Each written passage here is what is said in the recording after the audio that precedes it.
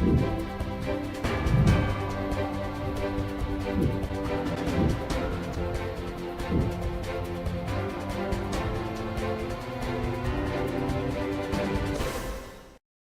bem, meus queridos, estamos de volta para mais uma aula e hoje vamos ver quais são os tratos culturais, professor, dentro do sistema SAFs relacionado com o processo de adubação e também renovação do adubo químico, físico. Ei, prof, calma aí, agora que eu ia esquecendo, sejam todos bem-vindos, meus queridos, já fui direto para o assunto. Muito obrigado pela participação de todos, professor presencial, olha... Obrigado pelo feedback que vocês estão dando para nós aqui. Isso também é importante para que a gente possa renovar as nossas aulas, tá bom? Queridos estudantes, então vamos lá. Papel e caneta na mão aí, ó, para anotar tudo direitinho, tá bom? Dá uma olhada na tela. Então a aula de hoje, aula 18.1. Na aula 18.1, nós vamos falar aí sobre os manejos, né? Manejo no sistema SAF. Controle de plantas daninhas, Jefferson. Esses controles da planta daninha, então a gente vai dar uma olhada aqui, ó. A habilidade para a aula de hoje. A nossa habilidade é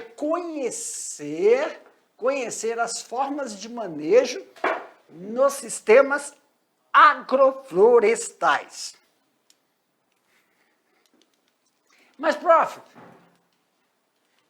com essa habilidade, vamos lá então para o primeiro, manejo dos SAFs. O manejo dos SAFs compreende o controle das plantas daninhas, pragas e doenças, ministração de adubo, realização de podas e desbaste. Pessoal, é importante a gente frisar agora, tá? Em relação a esses manejos, tá? O controle de ervas daninhas. Então vamos aqui, prof. Controle de ervas daninhas. Nós vamos frisar aqui para vocês que o manejo, né, de controle de ervas daninhas, pragas e doenças, ministração de adubação, realização das podas e o desbaste, isso tudo compreende um processo preventivo. Aqui para mim, galera, quando a gente fala sobre os processos preventivos, como todos esses aqui, né, é de suma importância, pois a gente faz de forma a que evite danos e quando surgir sinais, né, de doenças, pragas, né, ervas daninhas, no início, possamos, então, interferir nesses processos para amenizar os danos dentro da cultura, não só da cultura, bem como também do sistema agroflorestal, ok? De olho na tela. Olha aí, o controle de plantas daninhas, né? O controle das plantas daninhas no sistema SAFs tem 3 aí, ó. Cultural, eu vou frisando essas palavras que são importantes para nós, tá? Tem aí o cultural, físico e o químico. As plantas daninhas são plantas que competem com as plantas, quer dizer, com as cultivares. Elas competem com o quê, professor? Vamos aqui, ó. Pela água disponível. Opa, não é essa caneta, é essa daqui. Elas competem por água, incidência luminosa, que é a luz, e nutrientes. Além disso, essas plantas são hospedeiras de pragas, doenças e nematóides, o que aumenta o custo da produção. Eu vou frisar isso aqui. Vamos lá? É importante a gente sempre estar... Eu vou estar sempre colocando aqui, ó. Além disso, essas plantas, quer dizer, ervas daninhas, tá bom? São hospedeiras. Aqui, ó. De quê? Pragas, doenças e nematóides. Na verdade, são pragas que vão causar algum determinado dano, né? Que vai elevar o custo de produção. Ah, que maneiro. Aqui para mim. Vou voltar só para mostrar uma coisa para vocês. Dentro do manejo, né, preventivo, manejo de controles de ervas daninhas. Vou colocar ervas daninhas aqui, pragas que podem acometer doenças, manifestação lá, ó, ministração de adubação, realização de podas e os desbastes, que são realizados dentro de um processo de cultivo. Esse, né, controle cultural, físico e químico é sempre bom a gente salientar. As plantas daninhas, quando a gente fala assim, ah, professor, as plantas daninhas, elas vão competir com as culturas. Em que âmbito de competição? Primeiro, as plantas daninhas, elas têm uma maior resistência às variações das intempéries. Quando a gente fala que elas têm resistência às variações das intempéries, nós estamos falando para vocês que independente de estar quente, frio, ausência de água, ausência de nutrientes, as plantas, as ervas daninhas, elas não têm aquele período, né, de produção vegetativa, produção da floração, produção de frutificação, elas não têm essa relação com os processos das intempéries, do clima, favorecendo também também não tem esse processo de atração dos agentes polinizadores, que também não tem necessidades, as plantas daninhas, de realizar manejo, porque manejo não, olha lá eu falando manejo, tratos culturais. Ah, professor, mas aí está escrito manejo, agora que eu percebi, ó, manejo, aqui não é manejo, viu? Isso aqui é tratos culturais, quando a gente fala tratos culturais, são as podas, são evitar pragas, ministração de adubo, quando nós estamos mexendo com plantas, lembram disso? Então, quando a gente fala isso, por exemplo, uma cultura necessita, para o seu desenvolvimento vegetativo, que o solo esteja com uma determinada umidade, quer dizer, água, sistema de irrigação. Por que isso é importante, professor? O sistema de irrigação, lembra? Se nós estivermos realizando, vamos lá, uma horticultura, uma fruticultura, tem que ter o sistema de irrigação para disponibilizar os nutrientes. Através desse sistema de irrigação, os nutrientes vão ficar disponíveis em solução. Aí o sistema radicular vai absorver esses nutrientes. Na falta de água, as ervas daninhas, elas conseguem sobreviver por adaptação. Elas não precisam necessariamente de água, de disponibilidade de água, de acordo com a cultura para o seu desenvolvimento da produção. Tá? Não, uma erva daninha, um mato, ela só tem a parte vegetativa. Não tem um período de frutificação, período de floração igual uma cultivar.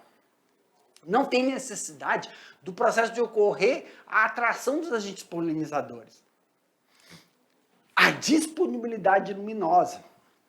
Por mais baixa que essa disponibilidade luminosa seja, as ervas daninhas conseguem se desenvolver. Já as culturas são mais exigentes nessa incidência no luminar, para que ocorra a produção vegetativa, que é a parte arbórea, se tiver outras culturas próximo que vão cobrir essa incidência, o período que tem que ter essa incidência solar durante o seu desenvolvimento, há uma baixa, há uma queda na produção.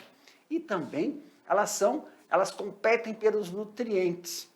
Então temos que tomar cuidado com isso para evitar, pois a falta de água, luz e nutrientes podem o quê, professor? Baixar o processo, diminuir esse processo de desenvolvimento das cultivares, proporcionando assim o processo de infestação. Por quê? Infestação de hospedeiros, infestação de pragas, micro-organismos, vamos lá, bactérias, fungos, vírus, larvas, larvas, artrópodes, anelídeos, nematóides que causam doença, que fazem, né, uma perfuração no caule, ou no colo, ou na raiz, na folha, sugando os nutrientes das cultivares, que é a seiva elaborada. E aí proporcionando doenças para as nossas cultivares. Coisas que nós não observamos isso nas ervas daninhas. Então tem que tomar muito cuidado, pois qualquer infestação, tá, de uma determinada praga na cultura vai fazer com que e você não tome uma providência no início da infestação, vai aumentar o custo. Por que vai aumentar o custo, professor? Porque você vai ter que utilizar artifícios caros, mecanismos, na verdade, para controlar a infestação de uma determinada praga. Isso aumenta o custo no final da produção, tá bom? Então vamos ver como é que nós podemos realizar isso? Lá na tela, aumenta aqui para mim, diretor. Olha aí, ó. O controle cultural ele pode ser como? Preventivo, né? Você sempre está fazendo algum manejo para evitar. Exemplo, professor, evitar, preventivo. Qual é o manejo preventivo para minimizar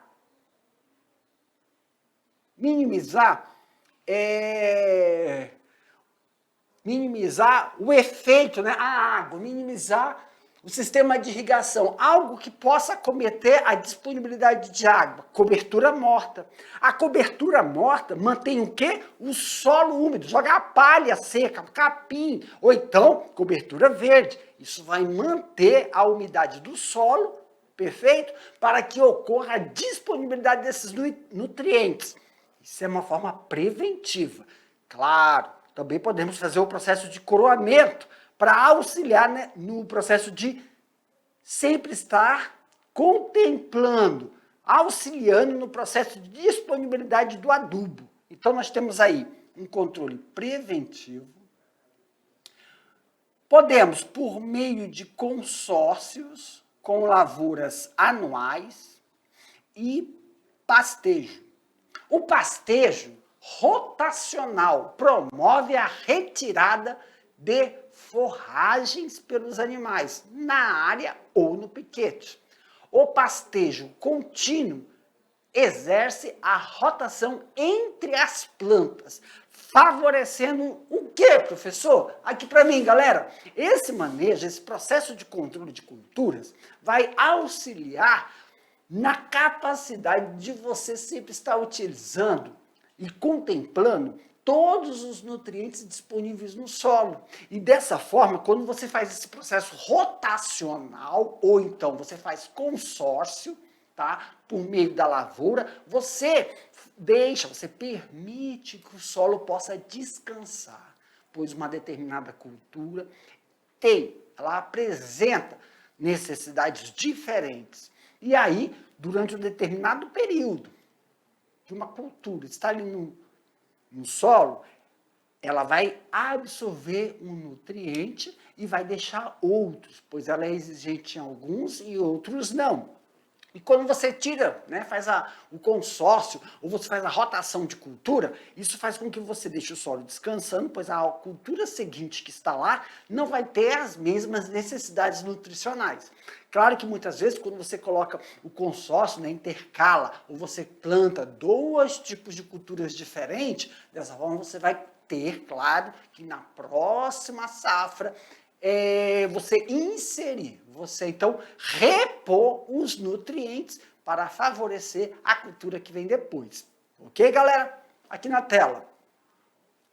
Professor, com isso eu também vou estar amenizando de forma preventiva a permanência de determinados nematóides, determinados vírus e bactérias que possam atacar determinadas culturas durante o plantio. Então vamos aqui, ó, dar uma olhada na próxima tela, né? O controle cultural preventivo. O que significa? É a forma mais barata de evitar a competição entre as plantas. Ó, já vou até deixar aqui marcado. Ó. Isso aqui é muito importante. Na verdade, quando a gente fala assim, ó, evitar, evita, mas não é 100%. Então, vou colocar essa palavra evitar, amenizar a competição das plantas daninhas com as espécies. Quer dizer, quando é a palavra é espécies plantadas, vamos colocar cultivares. Tá, galerinha? Já coloca aí, ó, sublinha aí a palavra. Não que esteja errado, mas vamos dar um direcionamento logo para esse conceito. O controle, né, preventivo é a forma mais barata de amenizar a competição entre plantas daninhas e cultivares dentro do sistema SAF. Com isso, nós precisamos de quê? Aquisição. Olha aí, ó. Aquisição de mudas sadias. Professor, sempre a gente está falando, eu lembro, que lá no segundo ano é importante nós termos uma certificação da onde você está, qual certificar que o viverista, lembra, professor, o que é viverista? Viverista é aquela pessoa que produz mudas. E essas mudas, seja de qual for a técnica utilizada, qual a técnica? Enxertia, alporquia, estaquia, mergulhia, são técnicas utilizadas para a produção de mudas. E nós sabemos que essas mudas, muitas vezes, se não for adquiridas de viveiros certificados, você pode ocorrer a aquisição de mudas que tenham determinados parasitas que nunca foi observado na sua produção. Aí você pega uma muda infestada, né, que tem ali um parasita latente, lembra? O que é um parasita latente? Um parasita que esteja adormecido. E durante o processo de plantio, durante as mudanças e favorecimento para o seu desenvolvimento, ele começa a atacar. Então, é muito importante você adquirir mudas de viveiristas certificados para evitar contaminação dentro do pomar. Livre, né? Não só de doenças. Muitas vezes, as mudas podem trazer consigo sementes dessas ervas daninhas, dessas plantas daninhas. E a limpeza dos equipamentos também. Os equipamentos que você utiliza para fazer os tratos culturais, que aqui na essência são as podas. Poda de condução, poda vegetativa, poda de floração, poda de frutificação. O maquinário, os utensílios utilizados para esses determinados tratos culturais são essenciais que você realize aí, ó, a limpeza para diminuir a probabilidade de propagação ou infestação de ervas daninhas que possam estar aí também contaminadas com sementes.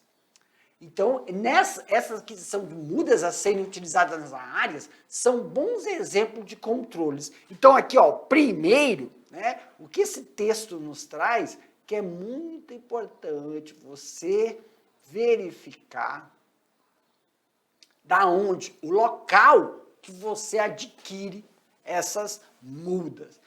Claro, pessoal, que muitas vezes é quando você está fazendo a instalação do seu pomar. Aqui para mim, quando você está fazendo a instalação do seu pomar, você preparou lá o solo, você preparou a área, né, que você vai instalar o pomar, então você vai adquirir a muda de algum lugar. Muitos produtores já realizam a sua própria produção de mudas, né, que são formas de agricultura familiar. Isso é diferente, nós vimos lá na aula de produção de mudas que tem toda uma regulamentação para isso e um cuidado, porque é importante, né? Importante o cuidado sanitário. Determinadas regiões não existem pragas, ervas daninhas, não existem determinadas localidades. Ah, professor, qual é a importância de ter esse cuidado? Porque se não existe uma erva daninha em determinada propriedade, em um local, em uma região, e essa erva daninha foi transportada para uma outra região através de um sistema de comercialização de mudas. Né? Vamos supor, uma determinada cidade não há, né, aquela erva daninha. Muitas vezes, né, ervas daninhas, quando nascem, elas atraem ou elas dão subsídios para ocorrer a infestação de uma determinada praga. E muitas vezes, quando as pessoas falam assim, as mudas podem estar contaminadas com sementes de uma determinada erva daninha, ou também elas podem estar ali, latente, com uma praga, onde ela foi infestada durante o processo de produção daquela muda. Quando nós falamos de muda, nós estamos falando de técnicas, que nós utilizamos ferramentas, e essas ferramentas, quando são utilizadas para a produção dessas mudas, elas podem estar o quê? Não podem ter feito uma determinada limpeza que ocasiona, né, a infestação na muda. E aí a doença que está ali latente, seja ela causada por um fungo que pode contaminar a ferramenta e passar essa contaminação para a muda, que é por esporos, fungo, bactérias, vírus, vermes, e fica latente, quer dizer, fica num estado ali adormecido. E depois ela começa a se proliferar quando está no solo. Isso é importante. Por isso que a gente colocou aqui, ó, cuidado com a limpeza dos equipamentos. Tá bom? Na tela.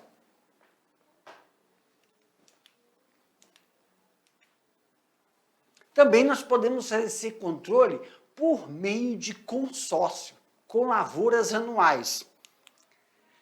Pode ser realizado até o segundo ano de implantação no sistema SAF e depende das condições de sombreamento. Sempre temos que estar lembrando que quando você está inserindo uma determinada cultivar no sistema SAF, o sistema SAF, né, ele tem árvores altas, não são arbustos. E essas árvores podem, sim, ocasionar um determinado sombreamento, né, em relação às cultivares. Então, tem que tomar muito cuidado com isso. O consórcio com as lavouras anuais ou bienais, né, culturas que ficam 1 ano, culturas que ficam ali 2 anos, além de ajudar no controle de plantas daninhas, tem a vantagem de gerar mais renda ao produtor. Professor, na verdade, quando nós estamos falando sobre o processo de sombreamento, nós podemos utilizar, né, porque aí a sombra evita, a falta de incidência solar, evita que ocorra mais desenvolvimento das ervas daninhas. Um sistema muito eficiente é você proteger o solo, manter o solo coberto.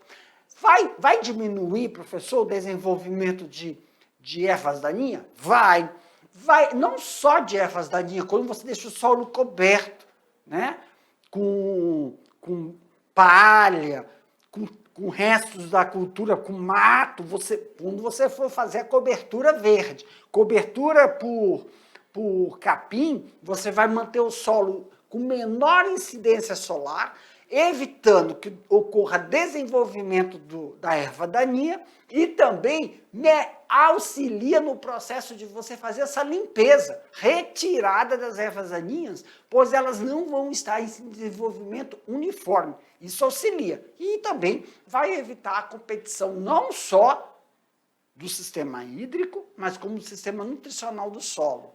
O controle pelo pastejo, da cultura em relação ao pastejo. O pastejo é considerado um dos métodos mais antigos de controle cultural de plantas daninhas. O plantio de sistemas SAFs em áreas de pastagens degradadas é uma opção interessante nas situações em que é possível colocá-lo em prática.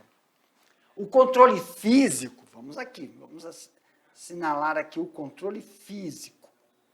O controle físico O controle físico das plantas daninhas pode ser realizado pelo arranquio manual, coroamento das mudas, capina anual ou mecânica. O uso de cobertura morta, bem como por roçagem, aragem, gradagem e subsolagem. Gente, vamos aqui, eu frisei aí controle físico, que é o arranquio, né? Manualmente. Claro que isso aí vai gerar o quê? Uma determinada mão de obra, tá? Para realizar esse processo de arranquio. Só que ele, quando você utiliza, né, cobertura morta, vamos lá. Quando você utiliza da cobertura morta, nós vamos, vai diminuir, né, a incidência solar, o sistema de desenvolvimento das ervas daninhas serão desuniformes, quer dizer, vai ter uma ou outra distribuída entre o terreno. Isso auxilia, vai diminuir a quantidade de erva daninha que você tem que retirar dali. E vai diminuir também a competição com a água, vai diminuir a competição com os nutrientes, só que assim mesmo vai requerer uma quantidade de mão de obra especializada para retirar. Mas pode ser realizado também, não só pelo arranquio, mas quando a gente fala o coroamento das mudas.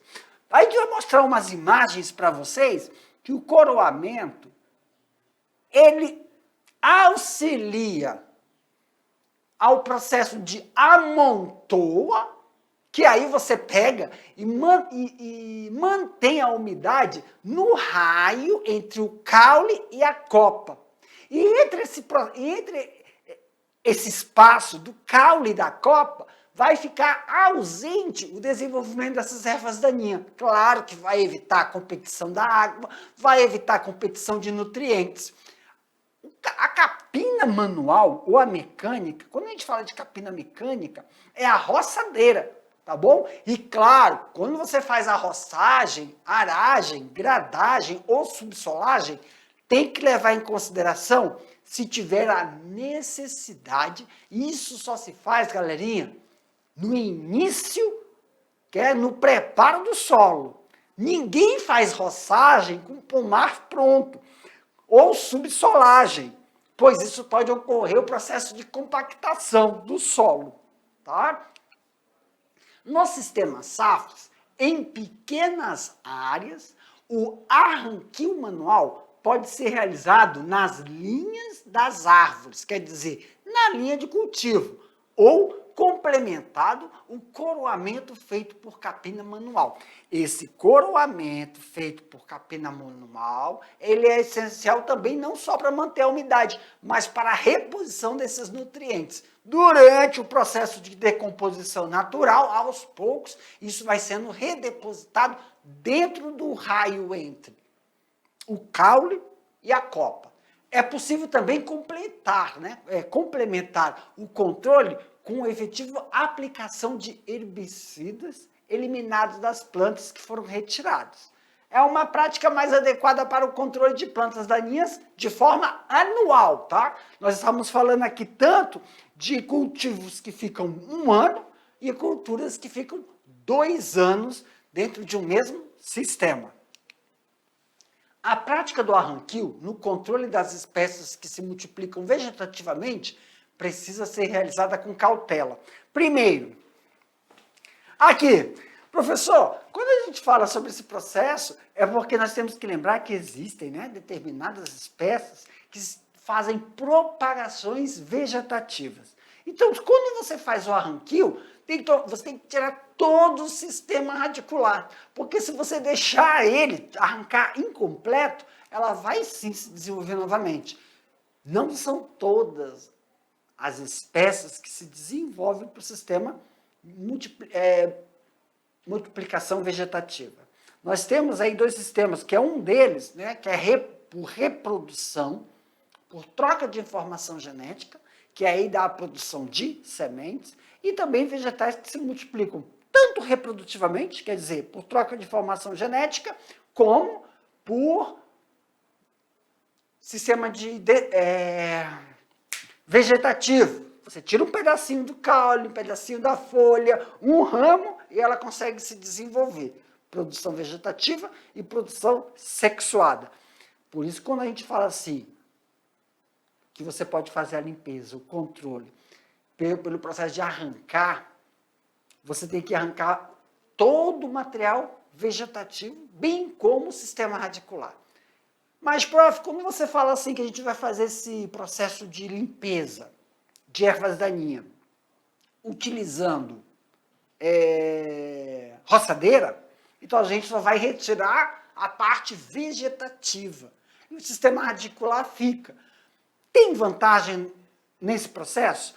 Não realizar o arranquio, né? Com a mão, manualmente, e tendo que eliminar a raiz. Mas você fazer roçar somente a parte vegetativa. Sabemos que ela vai se desenvolver depois. É vantajoso? Sim.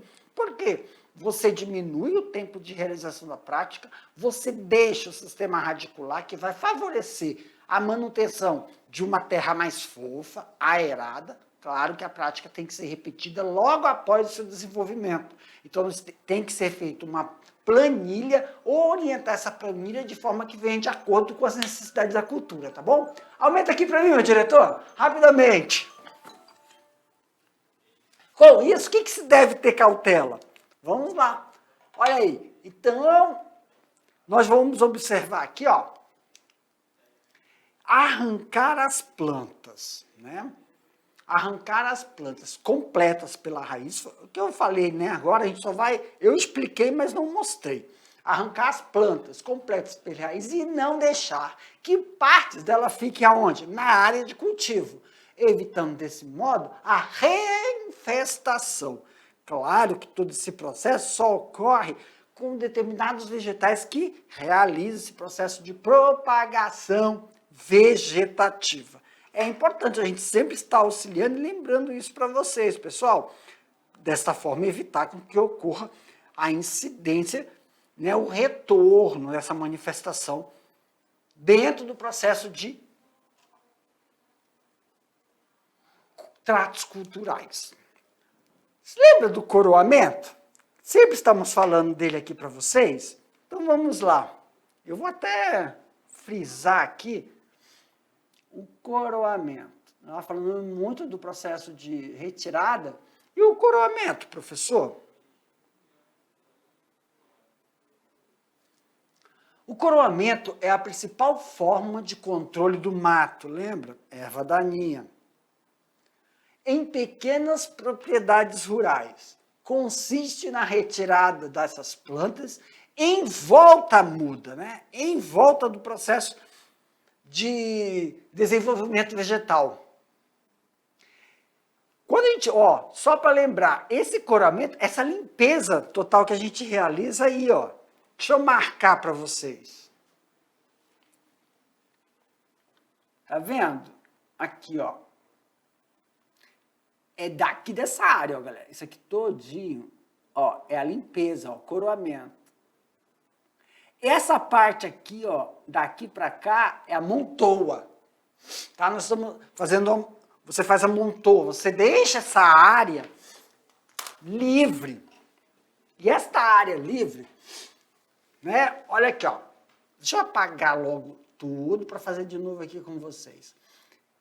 O coroamento, é óbvio, tá? Que a gente sempre fala, aqui nós temos um raio, bem aqui nós temos o caule até o desenvolvimento da copa. Claro que essa copa está menor, nós temos uma muda, ela vai crescer e vai ter a copa, o raio. Então, esse é o raio, essa lista preta que eu falei, que eu fiz agora, é pegando do caule até onde eu sei que vai desenvolver a folha, que é a copa. A parte que nós chamamos de arbórea. Dentro desse processo de coroamento, é feita a limpeza, a retirada total de erva daninha. E também é utilizado as partes mais velhas da própria muda que se desenvolve e a gente faz a montoa. Aqui, ó. Isso aqui é a montoa, ó. E aqui, ó, a gente também coloca aí restos vegetativos que foram roçados de mato, da erva daninha. Tá vendo que ó, foi tudo roçado entre as culturas? Eu vou colocar entre as culturas, vou colocar com uma outra cor. Olha aqui, ó, daqui para cá, daqui para cá. Tudo isso aqui, ó, roçado. E aí, esta parte, ela fica coberta com a parte vegetativa, toda essa área, Jefferson, não é parte, meu Deus, toda esta área do solo fica coberta com os restos vegetativos do mato, da erva daninha, cobrindo o solo, mantendo o solo dessa forma, protegido de duas coisas. Protegido, fazendo com que não ocorra incidência solar direta a ele, e aí vai evitar que novas ervas daninhas surjam. Isso por reprodução sexuada. Evita que algumas dessas sementes que possam ter se desenvolvido germinem.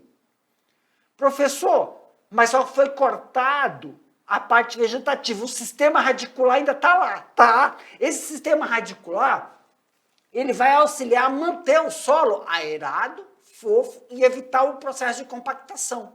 É claro que ele vai se desenvolver, e aí você faz um controle, um manejo, de a cada 6 meses realizar de novo a roçagem. Mas vai de cada 6 meses, professor? 6 meses, pessoal, se tiver na estiagem. Aí isso vai diminuir para cada 2 meses, se tiver em época chuvosa. Claro que isso vai depender do quê, professor? Da espécie de mato, da espécie de erva daninha que está aí nessa área. Então, isso é mais indicado fazer o processo de roçagem, pois você tem vantagens em 2 tratos culturais. Manutenção do solo em relação à incidência solar, manutenção da umidade do solo e também evitar, diminuir a propagação ou infestação de determinadas pragas que possam acometer as cultivares, tá? Que estão inserindo nesse pomar. Tem as desvantagens, professor? Tem. Mas essas desvantagens podem ser diminuídas, amenizadas, se fizer o quê? A limpeza do equipamento utilizado tanto nos tratos culturais da espécie cultivada, tá? Açaizeiro, coqueiro, e também a limpeza da roçadeira quando você for utilizar para fazer o trato cultural. Professor, e sobre os nutrientes? Lembra, pessoal? Os nutrientes vão estar, o adubo vai estar onde? No coroamento. Você não vai estar adubando a parte vegetativa, a parte onde eu risquei de amarelo. Somente dentro, vamos aqui, ó, eu vou apagar aqui, aonde nós vamos realizar o processo de adubação? Aqui dentro, ó, eu vou pintar, ó. Vou pintar com vermelho. Aqui, ó, aqui dentro, ó, nessa porção aqui, vai ser realizado a adubação. E você não vai adubar fora do coroamento. Isso diminui o processo também de quê? De você estar suplementando as necessidades nutricionais do capim, tá bom? E também evita o processo de lixiviação. O plantio com idade mais avançada, né, a capineira manual permite selecionar espécies a serem mantidas nos povoamentos, principalmente aves nativas, regeneração natural das questões do plantio em SAFs. A capineira favorece o combate às formigas e diminui os riscos de incidência do plantio. Isso favorece que você tenha um controle não só de ervas daninhas, mas também como as pragas. A cobertura também morta mantém o processo de oxigenação e também devolve os nutrientes necessários para o processo de reposição no solo. Ó, a amontoa, que é esse processo aí, mantém dependendo da cultura, tá bom? Se for cacau, mangueira, sempre você está aí, ó, fazendo pelo menos uma altura do amontoa de 10 centímetros. Isso vai favorecer dentro do coroamento, tá? O desenvolvimento da cultivar e evita o processo de incidência do mato, da erva daninha. Só que aqui que a gente está mostrando para vocês é só se for utilizado depois da inserção das cultivares. Aqui, galerinha, finalizamos aqui a nossa aula. Espero que você tenha aí, ó, marcado todas as questões conceituais. Daqui a pouco a gente volta para fazer aquele bate-bola, jogo rápido, que vai ser a hora do exercício. Tchau, tchau.